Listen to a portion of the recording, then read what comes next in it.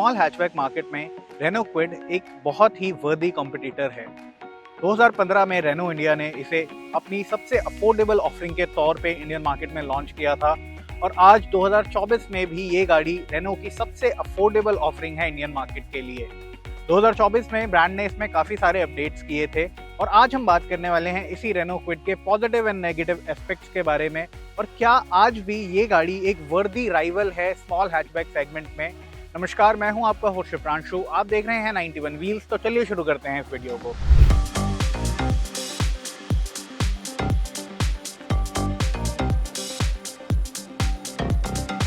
तो पहला जो पॉजिटिव एस्पेक्ट है वो है इसका डिज़ाइन लैंग्वेज। यहाँ पे आपको एक एसयूवी इंस्पायर्ड डिज़ाइन लैंग्वेज देखने के लिए मिलता है। ये top of the spec Climber variant है। तो यहाँ पे अगर हम बात करें स्टाइलिंग एलिमेंट्स की तो फ्रंट में आपको क्रोम ग्रिल मिल जाती है। इसके अलावा आपको बड़े से हेडलैम्प मिलते हैं, हेलोजन हेडलैम्प आपको यहाँ पे मिलते हैं, DRLs आपको मिल जाते हैं। इसके अलावा अगर हम बम्पर की बात करें तो बम्पर में भी आपको एक सिल्वर कलर का डिफ्यूज़र देखने के लिए मिलता है। तो डिज़ाइनिंग एलिमेंट्स का ध्यान यहाँ पे रखा गया है। यहाँ पे थोड़ा एसयूवी इंस्पायर्ड डिज़ाइन है अपने सेगमेंट के बाकी राइवल्स के सामने। इसके अलावा अगर हम बात करें इसके साइड प्रोफाइल की तो जैसे अगर आप साइड में आते हैं तो 2024 अपडेट में रेनो ने यहाँ पे नए फ्लेक्स व्हील्स दिए हैं। यहाँ पे आपको डुअल टोन फ्लेक्स व्हील्स मिल जाते हैं जो देखने में अलॉय व्हील्स की तरह लगते हैं, बट ये अलॉय व्हील नहीं है। यहाँ पे आपको प्लास्टिक के फ्लेक्स व्हील मिलते हैं जिन्हें काफ़ी अच्छे से डिज़ाइन किया गया है। इसके अलावा अगर हम साइड प्रोफाइल की बात करें तो यहाँ पे आपको बड़ी सी व्हील आर्चेस मिल जाती हैं और साइड बॉडी क्लैडिंग भी मिलती है जो इसके थोड़े डिज़ाइन कैरेक्टर को और एनहांस कर देती है। जो इसका एसयूवी इंस्पायर्ड डिज़ाइन है उसे और एनहांस कर देती है। यहाँ पे आपको रूफ में भी रूफ रेल्स मिल जाती हैं। इसके अलावा अगर हम साइड प्रोफाइल की बात करें तो यहाँ पे आपको टर्न इंडिकेटर्स ORVM पे मिलते हैं, कन्वेंशनल स्टाइल डोर हैंडल्स मिलते हैं, डुअल टोन बॉडी कलर आपको टॉप स्पेक क्लाइंबर वेरिएंट में मिल जाता है। इसके अलावा अगर हम साइड प्रोफाइल में देखें तो यहाँ पे आपको सी पिलर पे क्लाइंबर की बैजिंग भी देखने के लिए मिलती है। अगर हम आते हैं रियर पे तो रियर पे भी ज़्यादा कोई बदलाव नहीं किए गए हैं। रियर अभी भी थोड़ा आउटडेटेड लगता है। और रियर प्रोफाइल की अगर बात करें तो वहाँ पे भी आपको normal halogen tail lamp turn indicator मिल जाते हैं।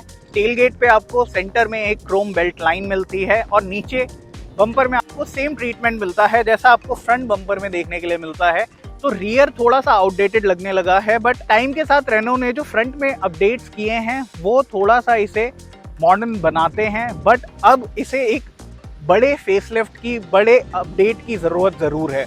इसका जो दूसरा पॉजिटिव पॉइंट है वो है इसका इंटीरियर का जो एम्बियंस है वो आपको अच्छा मिलता है। कंफर्टेबल और स्पेशियस इंटीरियर आपको क्विड में मिलता है। इसके अलावा अगर हम बात करें यहाँ पे फीचर्स की और प्रैक्टिकल स्टोरेज एरियाज की तो आपको यहाँ पे सेंटर एरिया में यहाँ पे एक कभी होल मिलता है, यहाँ पे आप अपना फ़ोन रख सकते हैं। इसके अलावा आपको साइड में भी एक बॉटल होल्डर मिल जाता है। दोनों ही फ्रंट डोर में आपको बॉटल होल्डर मिलता है और मैप पॉकेट भी मिलती है।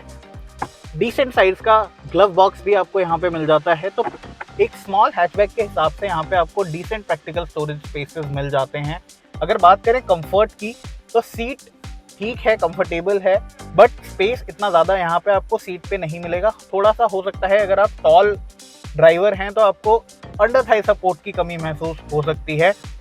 फीचर्स की अगर हम बात करते हैं तो फीचर्स यहाँ पे काफ़ी सारे दिए गए हैं। 8 इंच का टच स्क्रीन इंफोटेनमेंट आपको यहाँ पे मिलता है with Android auto and Apple CarPlay connectivity.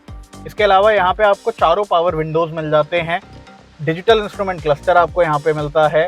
Manual climate control आपको यहाँ पे मिलता है। डे नाइट IRVM आपको यहाँ पे मिलता है। तो यहाँ पे आपको एक डिसेंट फीचर ऑफरिंग मिलती है अगर आप टॉप स्पेक क्लाइंबर वेरिएंट ले रहे हैं। और टच स्क्रीन आपको मिड स्पेक वेरिएंट से भी मिल जाती है। ब्रांड ने recently RXL optional variant launch किया था जिसमें आपको टच स्क्रीन मिल जाती है। तो वो एक बड़ा प्लस पॉइंट हो जाता है इसके लिए कि मिड वेरिएंट से ही आपको टच स्क्रीन इंफोटेनमेंट मिल रहा है। रियर रो की अगर बात करें तो देखते हैं रियर रो में कैसा स्पेस है। रियर रो के अगर स्पेस की बात करें तो यहाँ पे भी आपको डिसेंट स्पेस मिलता है। साइज़ छोटा है गाड़ी का तो आप यहाँ ज़्यादा स्पेस एक्सपेक्ट ना करें तो बेटर होगा। मेरी हाइट 5'10" है, ड्राइवर सीट मेरी हाइट के हिसाब से एडजस्टेड है। उसके बाद भी मेरे को यहाँ पे डिसेंट सा, बहुत ही माइनर सा लेग रूम मिल रहा है। मेरे लेग्स ज़्यादा टच नहीं हो रहे हैं आगे वाली सीट पे। इसके अलावा जो अंडर थाई सपोर्ट है उसकी कमी आपको पीछे वाली सीट पे भी महसूस होगी, बट सीट का जो कंफर्ट है वो अच्छा है।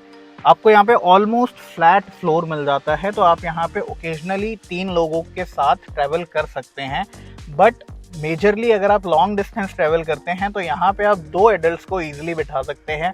बट अगर आप किसी किड को बीच में बिठाना चाहते हैं तो आप ट्रेवल कर सकते हैं। बट अगर आप 3 एडल्ट्स के साथ लॉन्ग जर्नीज पे जाना चाहते हैं तो वो शायद कंफर्टेबल नहीं रहेगा रियर रो पे। 2 एडल्ट्स यहाँ पे ईजिली बैठ सकते हैं। यहाँ पे आपको हेडरूम भी सफिशिएंट मिल जाता है।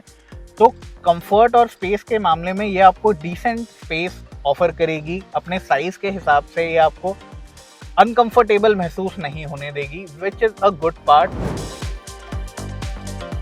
तीसरा जो इसका पॉजिटिव एस्पेक्ट है वो है इसका ये 1 लीटर का नेचुरली एस्पिरेटेड पेट्रोल इंजन जो प्रोड्यूस करता है 68 PS का पावर एंड 91 Nm का पीक टॉर्क। इस इंजन के साथ आपको एक 5 स्पीड मैनुअल ट्रांसमिशन और एक 5 स्पीड AMT गियर बॉक्स मिलता है। अगर एफिशिएंसी की बात करें तो ये इंजन काफ़ी ज़्यादा एफिशिएंट है। एक स्मॉल कार के हिसाब से आपको यहाँ पे अच्छी एफिशिएंसी निकाल के देता है। अगर आप एक लाइट फुट ड्राइवर हैं तो सिटी कंडीशंस में आपको ये आराम से 15 से 16 kmpl की एवरेज निकाल के देगा। और अगर आप हाईवेज पे चला रहे हैं तो वहाँ पे भी आपको ये समवेयर अराउंड 18-19 का माइलेज दे देगा। तो अगर आप एफिशिएंसी के लिए गाड़ी ढूंढ रहे हैं, एक छोटी गाड़ी सिटी ड्राइविंग के लिए और ओकेजनल हाईवे ड्राइविंग के लिए, तो क्विड आपको एक बेटर माइलेज के साथ मिलने वाली है। चाहे आप मैनुअल ट्रांसमिशन लेते हैं या फिर 5 स्पीड ऑटोमेटिक ट्रांसमिशन भी ऑप्ट करना चाहते हैं। तो एक और जो इसका मेजर पॉजिटिव पॉइंट है वो है इसकी प्राइसिंग। 4.69 लाख रुपीस के एक्स शोरूम स्टार्टिंग प्राइस के साथ आपको रेनो क्विड मिल जाती है और top spec Climber variant with dual tone colour आपको मिलता है 6.44 लाख रुपीस के प्राइस पे।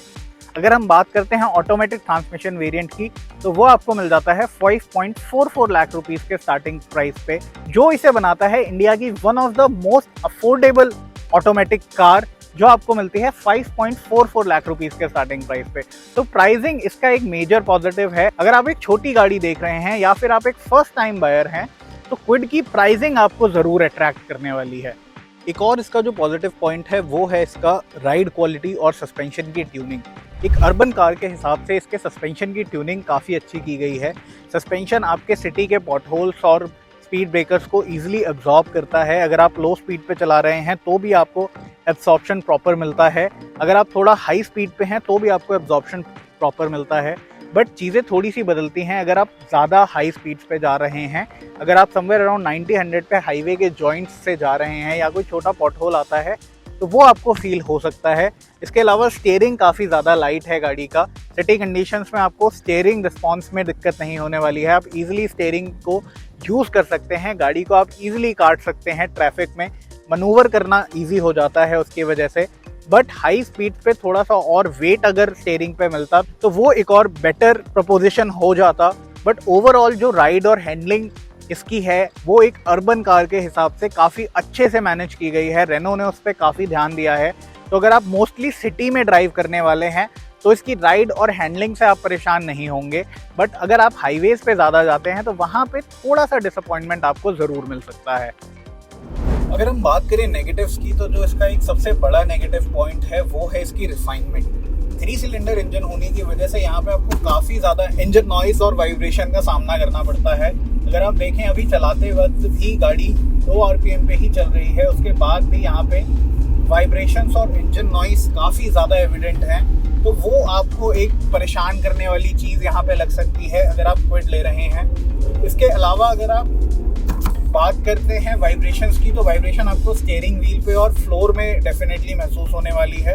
अगर आप हायर स्पीड पे जा रहे हैं तो वो और ज़्यादा एविडेंट हो जाती है। स्लो स्पीड पे आप फिर भी उसे मैनेज कर सकते हैं।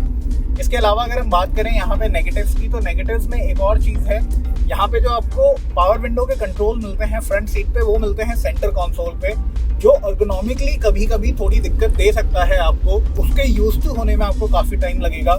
और चारों विंडोज़ का मास्टर कंट्रोल यहाँ पे अवेलेबल नहीं है ड्राइवर के पास, तो वो भी एक नेगेटिव एस्पेक्ट हो जाता है अर्गोनॉमिक्स को लेके। एक और जो नेगेटिव पॉइंट है इसका वो है इसका डिज़ाइन हमने पॉजिटिव एस्पेक्ट में भी कवर किया था। वो इसलिए था क्योंकि ये आपको एक बड़ी कार का लुक देती है, एक SUV इंस्पायर्ड डिज़ाइन लैंग्वेज देती है। पर ये डिज़ाइन अब थोड़ा आउटडेटेड हो गया है। इसके अगर हम राइवल्स की बात करें जैसे मारुति सुजुकी सिलेरियो या फिर आपको इस प्राइस पॉइंट में टाटा टियागो भी मिल जाती है, वहाँ पे आपको अपडेटेड डिज़ाइन लैंग्वेज देखने के लिए मिलता है, थोड़ा और अपीलिंग डिज़ाइन देखने के लिए मिलता है और जो थोड़ा और मॉडर्न हो चुका है। यहाँ पे कोई मेजर डिज़ाइन अपग्रेड इसे नहीं दिया गया है जब से ये लॉन्च की गई है।